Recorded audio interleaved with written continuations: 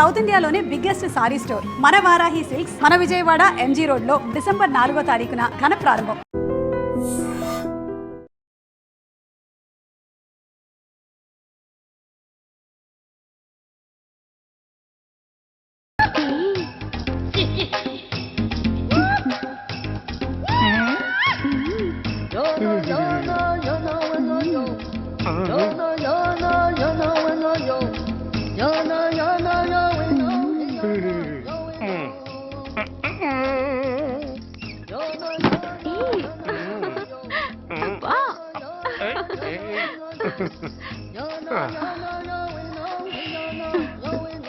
ఎలా ఉంది?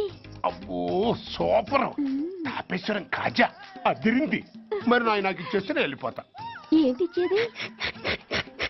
నా పంతనానికి పేమెంట్. ఏంటి అర్థం కాలేదా? ఆడాళ్ళలో నువ్వు ఎలాగో మగాళ్ళలో నేను అలా అనమాట. ఇచ్చో ఇచ్చో ఇచ్చో ఇచ్చో. దొంగ సచ్చినోడా, నాటకాలు ఆడుతున్నావా? మర్యాదగా నా డబ్బులు ఇచ్చే. ఓయ్ సీను మార్చద్దు. ఇప్పుడు నువ్వు నన్ను రమ్మన్నావా, నేను నిన్ను రమ్మన్నానా? నేనే రమ్మన్నాను. లోపలికి వచ్చి నేనేమన్నాను?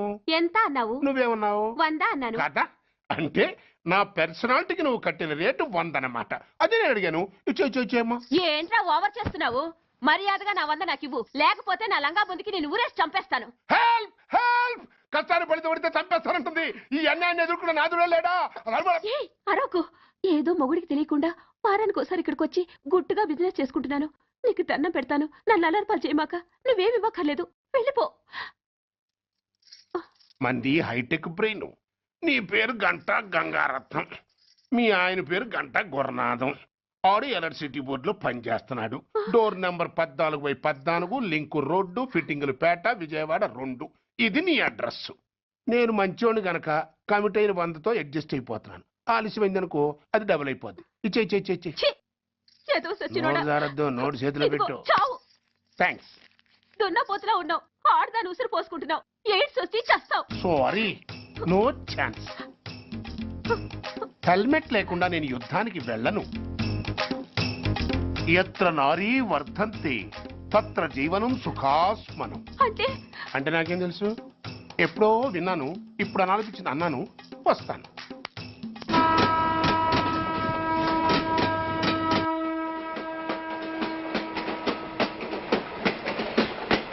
మొత్తానికి స్వర్ణాంధ్రప్రదేశ్ పర్యటన ఒక రౌండ్ పూర్తయ్యి 2వ రౌండ్ లో పడ్డామన్నమాట. ఏంట్రా నీలో నువ్వే కొనుక్కుంటున్నావు? అబ్బే ఏం లేదు గురు. నువ్వు సర్వీస్ లో చేరిన తర్వాత నీ అండర్లో నేను హైదరాబాద్ నుండి బందర్లో పడి తిరిగిన జిల్లా తిరగకుండా తిరిగి తిరిగి తిరిగి తిరిగి హైదరాబాద్ చేరుకుంటున్నాం కదా, దాని గురించి. నవ్వుతావు ఎందుకు నవ్వు? చిన్నప్పుడు ఎవడో ఒక సన్నాసి నా చెయ్యి చూసి లోక సంచారం అవుతావు అన్నాడు. దాంతో నేను ఏ విమానం పైలట్లో షిప్ కెప్టెన్ అవుతాననుకున్నాను. కానీ ఇలా నీతో పాటు తిరుగుతూ రాష్ట్రమంతా సర్వే చేస్తాననుకోలేదు. ఏడ్చావులే. నిజంగానే ఏడ్చినట్టుంది. డ్రెస్ కిందకు 30 ఏళ్ళు వచ్చినా ఇంకా పెళ్లి కాలేదంటే తెలిసిన వాళ్ళందరూ నన్ను ఆ టైప్ ఏమో అనుకుంటారు తెలుసా?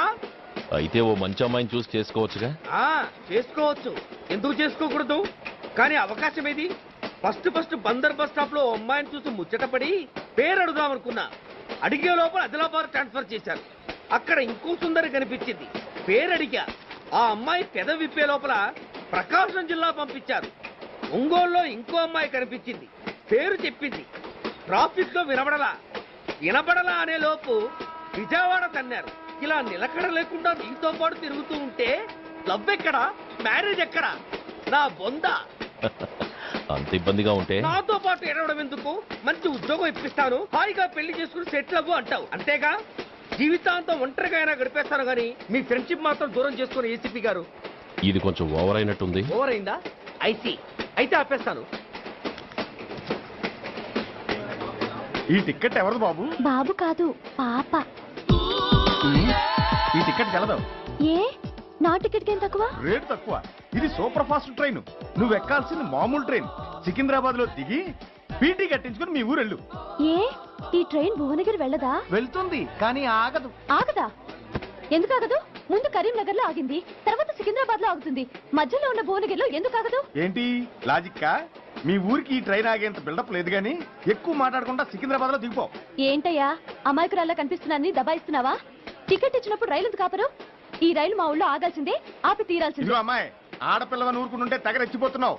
ఇంకా ఎక్స్ట్రాలు చేసావంటే సికింద్రాబాద్ దాకా ఎక్సెస్ ఫేర్ రాసి ఫైన్ కూడా కట్టిస్తాను, జాగ్రత్త. ఏంటమ్మా నేనేమన్నానని? ఊరుకో తల్లి, ఊరుకో ఊరుకో, నువ్వేం కట్టగర్లేదులే. ఏంటిది కట్ట? కాదు పుస్తే. పుష్ట? ఒక పుస్తంటే 2 జీవితాల బంధం. ఈ తాళి పట్టుతోనే నా స్నేహితురాలి పెళ్లి ముడిపడి ఉంది. నేను టైంకి భువనగిరి చేరకపోతే ఆ పెళ్లి ఆగిపోతుంది. నేను తాళిబొట్టు తీసుకెళ్తున్నానంటే వాళ్ళదెంత పేద కుటుంబమో ఆలోచించండి. అది అసలు అభిమానం గల పిల్ల. అలాంటి దాని పెళ్లి ఆగిపోతే ఆత్మహత్య చేసుకుంటుంది. ఆ పాప మీకు నాకు చుట్టుకుంటుంది. అందుకే చెప్తున్నాను, ఈ చైన్ లాగే ట్రైన్ అన్న ఆపండి, లేదా ఈ చైన్ లాగే నా ప్రాణాలన్నా తీసేయండి. అమ్మా ఆండాళ్ళమ్మ కాదు రంబమ్మ. ఆ పోని రంబమ్మ.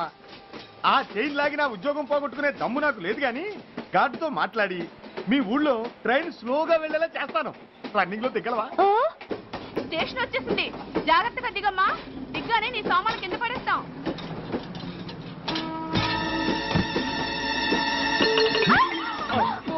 ఏయ్, అసలు నీకు బుద్ధుందా? రన్నింగ్ లో ట్రైన్ ఎక్కుతున్నావు, పొరపాటున స్లిప్ అయితే? అబ్బో ఏంటి గురు, సహాయం చేస్తే సైరన్ లాడుతోంది. నీకు అసలు బుద్ధుందా? ఇక్కడ బండి ఆగదని తెలిసి ఆ టీసీ గడి కాళ్ళు గడ్డాలు పట్టుకొని బతిలాడి బండి స్లో చేయించుకొని దిగితే నేను పడ్డ శ్రమంతా వృధా చేసి నన్ను మళ్ళీ లోపలికి లాగేసి రక్షించినట్టు పోజు కొట్టి పైగా లెక్చర్లు ఇస్తావా? కథ అడ్డం తిరిగిందే. ఇదిగో ఈ తాళి పొట్టు నా స్నేహితురాలి పెళ్లి టైంకి అందించడానికి రన్నింగ్ ట్రైన్ నుంచి దిగాను. నన్ను మళ్ళీ ట్రైన్ లోకి లాగేశావు. చూడు, ఈ తాళి ముహూర్తానికి అందకపోయినా, అక్కడ కట్టిన తోరణాలు ఎండిపోయినా, వేసిన అప్పడాలు మెత్తపడిపోయినా, సికింద్రాబాద్ స్టేషన్ లో దిగిన వెంటనే మా బావ కబురు పెట్టి మీ సంగతి తేలుస్తాను, తిరగేసి కొట్టి తిరుపతి చూపిస్తాడు. గురు, మనం హైదరాబాద్ చేరక ముందే ట్రాన్స్ఫర్ చేయించేలా ఉంది. అమ్మా, నీ బావ ఏమైనా రాజకీయ నాయకుడా? కాదు, స్ట్రిక్ట్ పోలీస్ ఆఫీసర్, ఏసీపీ సూర్య. ఏసీపీ సూర్య నీ బావ? ఏ చెవుడా? కాస్త సౌండ్ ప్రాబ్లం, తను వినుంటాడు. ఇంతకీ నీ బావ ఎవరో నీకు తెలుసా తల్లి? ఈయనకేమైనా మెంటలా? కాస్త ఆటైపోయలే. ఏ నువ్వేటైపోతే నాకేంటి? ఇదిగో పాయింట్కి వచ్చేస్తున్నాను. నువ్వేం చేస్తావో నాకు తెలీదు. ముహూర్తం సరిగా 10:30కి. ఈలోగా ప్లాట్ఫామ్ లో పడిపోయిన నా సామాన్తో సహా నేను భువనగిరి పెళ్లి వారింట్లో ఉండాలి. ఒకవేళ అలా జరగలేదనుకో, చెప్పానుగా మా సూర్యంబాబు గురించి, ఆ తర్వాత మీ ఇష్టం.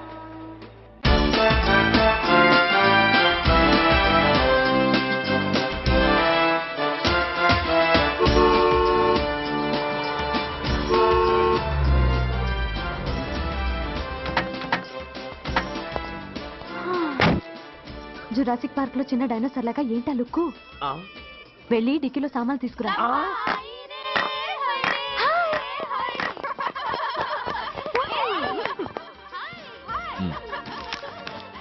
పర్వాలేదు, ఉంచుకో. టికెట్ ఏంటో ఇంత ఆలస్యంగా వచ్చావు? సారీనే. అది సరిగాని అతనెవరే? వీడా, వాడు అసిస్టెంట్. మరి అతను? వాడా, మన బాడీ గార్డ్. అవును, పెళ్లి కూతురేది? లోపల మేకప్ అవుతుంది. నీ మీద చాలా కోపంగా ఉంది. కనీసం 2 రోజుల ముందైనా వస్తావని ఎక్స్పెక్ట్ చేసింది. దాని కోపం పోగొట్టడానికి నా దగ్గర ఓ మంత్రం ఉందిలే. ఈ ప్రెజెంటేషన్ చూడగానే అది ఐస్ అయిపోతుంది.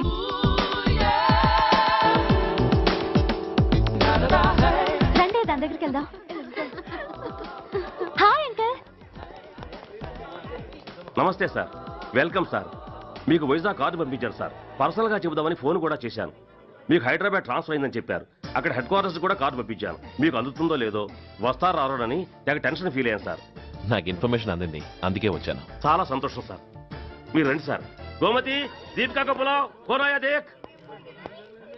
ఏంటి అతను నీ బాడీ గార్డ్ అన్నావు? అంకుల్ ఏమో అంత రెస్పెక్ట్ ఇచ్చి హడావుడు చేస్తున్నారు. ఉండవే, అసలే మతిపోయి నేను ఎడుస్తుంటాను.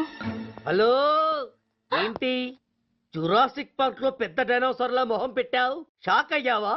అప్పుడే ఏమైంది? ఇంకా ముందుంది. ఇదిగో నీ బ్యాగ్, ఇదిగో నీ పెట్టి. నీకెప్పుడు చెప్తుండేవాడిని, మా పోలీసులో హీరో, మా డిపార్ట్మెంట్ కే గర్వకారణమని. అంటే ఏసీపీ సూర్య. అవునమ్మా. Nice meeting sir. I'm so thrilled sir.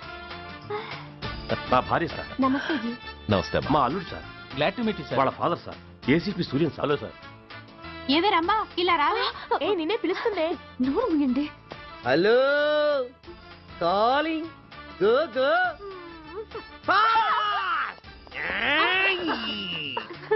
Sir sir రమ్మ అని నా close friend sir. ACP Suryam గారే.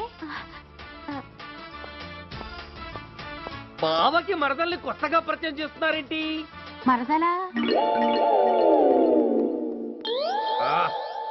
ఓహో, ఇది పెళ్లి మండపం కాదు, పెళ్లి కూతుళ్ళ ఫ్యాక్టరీ. ఇండియాలో ఉండే పెళ్లి కూతుళ్ళందరూ ఇక్కడే ఉన్నారు. ఇక్కడే ఇప్పుడే ఏదో ఒక అమ్మాయిని సెటప్ చేసుకుంటారు.